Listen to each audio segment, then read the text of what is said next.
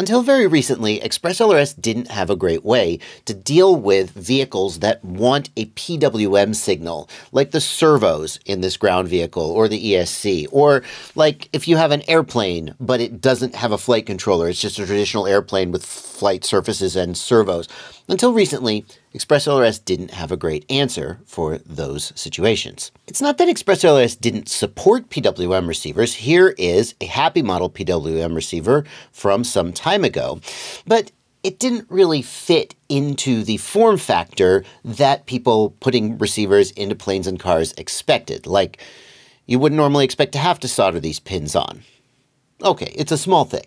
But now Radiomaster has released the ER series of ExpressLRS PWM receivers, and there's a receiver for just about any application you could want. Some tailored towards ground vehicles, some tailored more towards aircraft, with up to 8 channels of PWM outputs. And that means that more and more people are putting ExpressLRS into their vehicles with PWM receivers, and that means it's time for us to take a closer look at a couple of PWM-specific configuration options that I'm gonna bet a lot of people watching this video have never seen before. And one of them is really critical to get right because, well, I'll show you. I'm Joshua Bardwell. You're going to learn something today. I always like to give credit where credit's due when developers do a fantastic job documenting the features of their firmware. Like, a lot of times my job as a YouTube creator is to create documentation for stuff that nobody documented, and if I didn't make a video about it, no one would ever freaking know how to make it work. That is not the case here.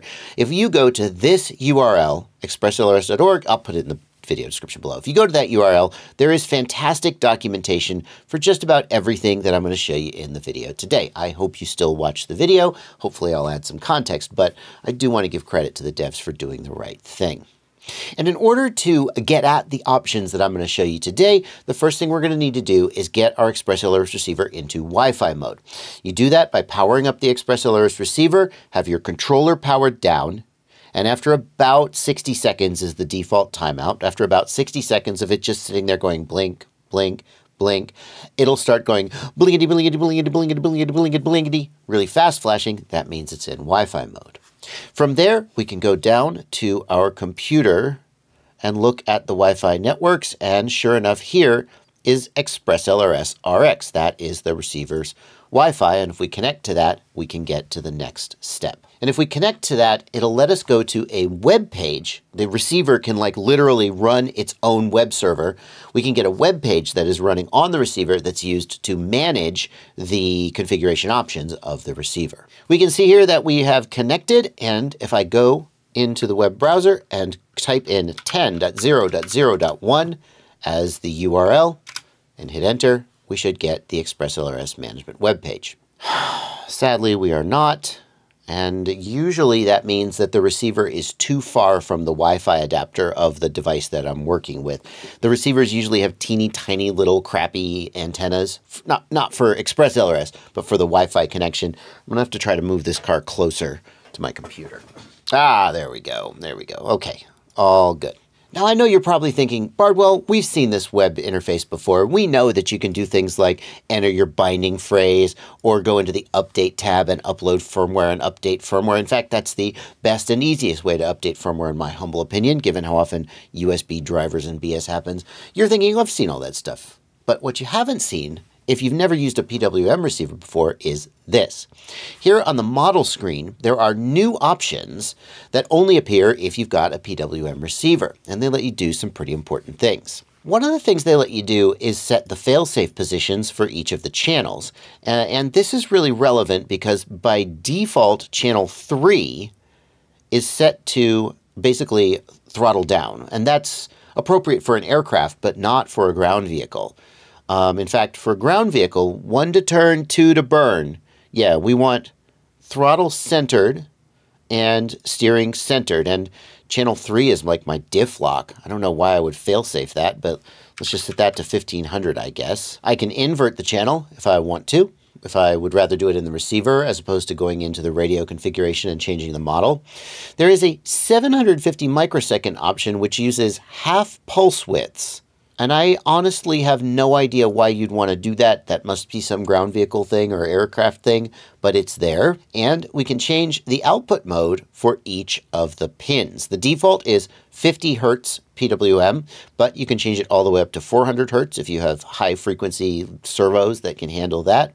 As well, you can drive an ESC directly with 10 kilohertz duty cycle, and there is on-off mode, which basically makes the channel be either high or low, but nothing in between. And that's all well and good, but the coolest thing on this page, in my opinion, is the ability to remap the outputs. So you'll see here that output 1 is getting channel 1, and output 2 is getting channel 2, and so forth. You can actually tweak those. Like, for example, if you have a receiver with a broken output, maybe output 2 is broken, and so you want to plug the 1 to turn, 2 to burn. You want to plug the throttle into output 3, but you don't want to change all the configuration in your controller to move the throttle over to channel 3. What you could do is you could say, okay, channel 2 is, I don't know, just give it aux 12 and just throw it away because like we're assuming it's broken. And then we'll take output 3 and we'll just output channel 2 on output 3, and then you just move that plug on your receiver and you're good to go. And that's pretty cool because there's a thing about Express LRS that a lot of people working with the PWM receivers, I'll bet they've forgotten. You see, there's a rule in Express LRS that the arming switch has to be on aux 1, that's channel 5, and it needs to be set as 1000 is disarmed and 2000 is armed. And I'm willing to bet a lot of people working with ground vehicles have forgotten about this, because I know I did, because ground vehicles don't have an arm or disarm switch. So I just plugged in all my plugs to channels 1, 2, 3, 4, 5, and I went out and I drove my car around. But the arming switch has an effect on some of the things that the system does. One of the main things the arming switch does is if you have the system set to dynamic power, that means that the controller will start out at a very low output power, and then as the vehicle gets further and further away and the signal gets weaker and weaker, it'll ramp up the output power to keep the link good. But you're not like wasting power, blasting max power when the vehicle is just a few feet away from you. If you have dynamic power enabled, then dynamic power will only become active when the aircraft is armed. In other words, when aux 1 is in the high position. In other words, depending on just randomly whatever you've got channel 5 doing on my vehicle, I think it's the diff lock, basically I'll only go to full power when my diffs are locked. That's clearly not the intended outcome. And there is a way that we can set the system up to work around this. You see, one way I might work around this is to just not use channel 5. Well, that's kind of a waste, but like if you've got extra channels on your receiver, maybe you just don't use channel 5. In your controller, you set channel 5 to always be high. You just lock it. I'll show you how to do that in a second. And then the Express LRS system always thinks the aircraft is armed, and who cares? It just works. Great. That's not quite right, though. Like, for example, in this vehicle, I have a 5-channel receiver. I only have 5 channels. I need all 5 channels for my vehicle's functions. What can I do? I'm actually going to show you how to combine 2 receivers to get more channels later in the video, but put that aside. I need all my channels. Here's the workaround. I'm going to go back to the Wi-Fi interface, and what I'm going to do is I'm going to set channel 5 to output channel 6. That's it.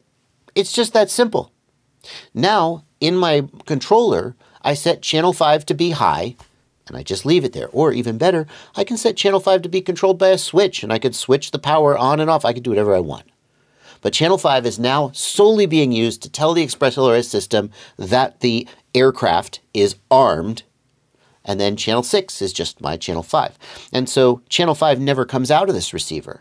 Channel 6 does.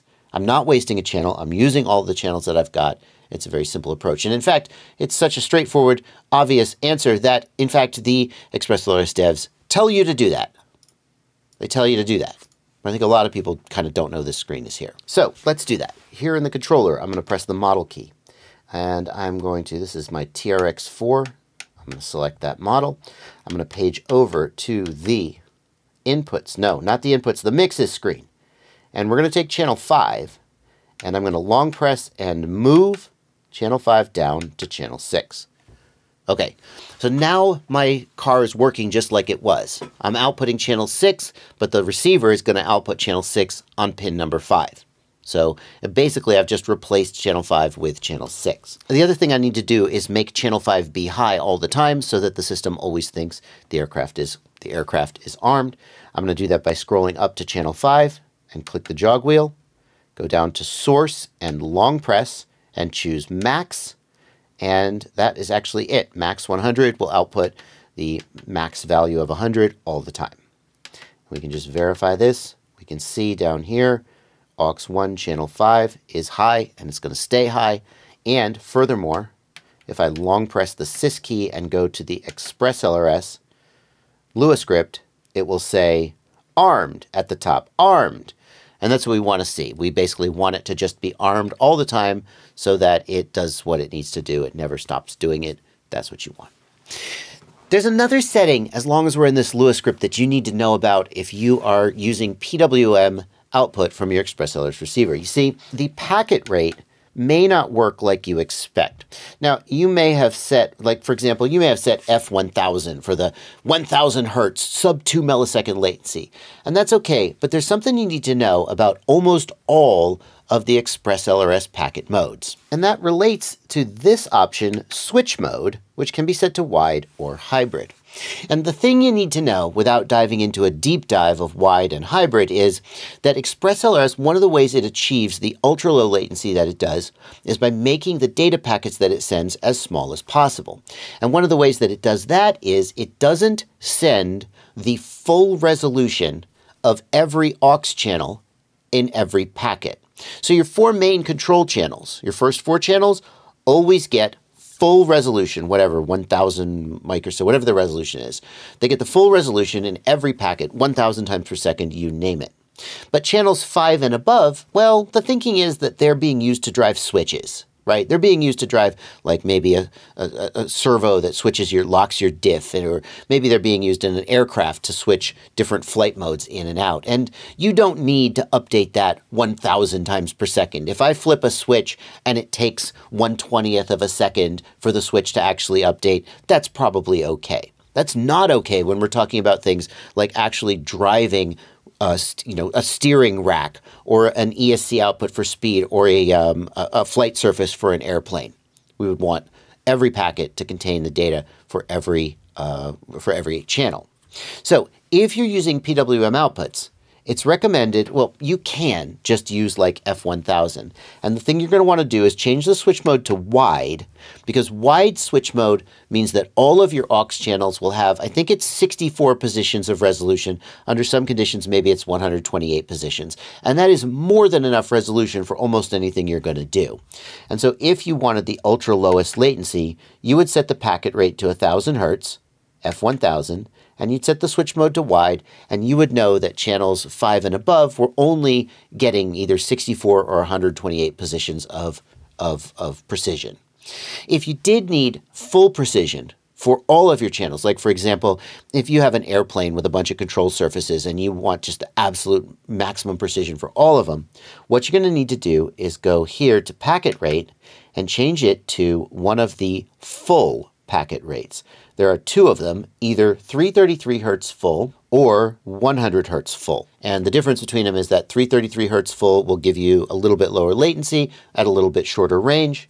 100 hertz full will give you a little higher latency with a little longer range. And the key thing about those full modes is that all of the aux channels are going to be sent in every packet, and you're going to get full precision for all of them. You can see here now the switch mode has changed and it's no longer wide. It is now 8 channel or 16 channel. If you choose to use 16 channel, then it will have your packet rate. It'll alternate which channels are sent in which packet. Now, I do want to say, personally, I still drive the vehicle at 50 hertz. And you can see here that the sensitivity threshold for 50 hertz is at 115 dB, whereas for 100 hertz, it doesn't even fit it on screen, but it's less. And I'm okay with the fact that like channel 5, which I use to lock my diffs, isn't updating at the full, it's still a 2-position switch, right? Think about it. It goes high and the diff is locked, it goes low and the diff is unlocked. So like, I don't need 64 or 128 positions worth of precision. It's not really affecting me. But if you did care about that, you would change that to either 100 hertz or 333 hertz full. Now, the next thing I want to show you is this. 333 hertz full. And we have the option to choose 16 channels. But that's stupid because my receiver only has 5 channels output.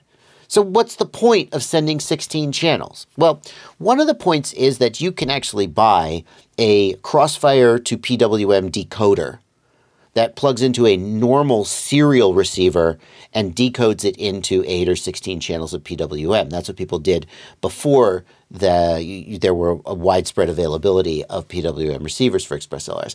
But that's actually not what I want to show you. You see, the first thing I want to tell you is that you can have multiple receivers bound at the same time to the same controller. In fact, here's a video where I put 3 different Express LRS receivers on 3 different quadcopters. I bound them all, I plugged them all in at the same time, and I armed them, and they all took off and they all flew, and they were all being controlled by my controller. That's not a great idea. You can't like fly or drive multiple vehicles at the same time with the same controls. But it turns out that when you do this, each receiver doesn't have to output the same channels. Check it out. So here we've got the first receiver, which is outputting channel 1, 2, 3, 4, and 6. And that's just normal. That's what we've seen so far. But then we can bind a second receiver, power up the second receiver, and go into this page and change it to output, let's say, channel 7, 8, 9, 10, and 11. And now we've got 5 more usable aux channels from that second receiver. We're going to save those options. We're going to power both receivers up at the same time, and then one of them is going to be outputting 1 through 5, one of them is going to be outputting 6 through 10, or you could even do it with 8 channel receivers and get a total of 16 channels. Did you know you could do that? Have you thought about joining my Patreon? Patreon is a website where you can subscribe to me for as little as $2 a month or more if you feel like I've earned it. The amount you subscribe at is totally up to you. Just think about how much value you get out of my content, slap a dollar amount on that, and then head on over to the link in the video description below and sign up. I don't know, come on. Did this video earn it? No? This video didn't earn it for you? You already knew all this stuff? That's fine. I'm going to keep making videos. I'm going to get you. One of these videos, you're going to be watching it and go, dang, okay, Bardwell, you got me. And you're going to head down there and sign up. And if this isn't the video, that's cool. I'm going to keep doing it. I hope you keep watching. Give me a chance. There's one more thing you need to do if you're going to do multiple receivers on the same car at the same time or airplane. And that is on all but the first receiver, you're going to force telemetry off on this receiver. And the reason for that is that the transmitter is sending all 16 channels out into the air, and the receivers are picking up those channels and then outputting some of them. And then the receivers are transmitting telemetry back, but the problem is they're not synchronized. So if all the receivers are transmitting telemetry, they'll stomp on each other and interfere with each other, and your telemetry won't work. So one of the receivers is going to do telemetry, and you're going to leave this option alone. But then the second, or God forbid, if you have a third, fourth, or fifth, I don't know why you would, if you have multiple receivers, you need to force telemetry off on all but the first one. There's one more thing I'd like to show those who stuck around to the very, very end of the video, and it's going to be super useful if you think to yourself, well, that's fine, but this whole Wi-Fi thing looks like a pain in the ass. I don't want to all this, pull out my phone and do all this nonsense. Can't I just do this from my controller? And the answer is yes, you can. If we go into the Express LRS Lua script, and to do this, the controller has to be bound and the receiver powered up. And when you do that, down at the bottom, you will see Other Devices. And if I click on Other Devices, there's my receiver. And if I click on my receiver, it will load a whole second set of options. One of the things I can do here in this menu is change my output mapping. And you can see I can scroll through the output channels and the input channels. So here you can see I've got output channel 5 set to input channel 6, which is the exact same thing that I showed you earlier in the video in the web UI. We can just roll through these and change them however we want. We can also change the output mode and invert the channel if we want to. The other thing we can do here in the Lua script that I didn't show you previously is set the fail-safe positions. And the way this works is you're going to hold the channels in the position you want. So for example, if you want to apply full reverse braking when the car fail-safes. You would just hold the throttle full back, center the wheel, do whatever you're going to do, and then set fail-safe pause, and you'll just click right there, and it will set the fail-safe positions to whatever the channels are currently at. That's a little surprise for you guys who are watching all the way to the end of the video. If you're interested in seeing exactly how I yanked the Traxxas receiver out of this car and put this Express LRS receiver in this car, I'm going to put a card on screen to that video. In addition, maybe you're wondering just how much range can you get out of an Express LRS receiver in an RC car like this, and how does it stack up to the factory Traxxas receiver? Well, I made that video too, and there's a card on screen. I'll see you there.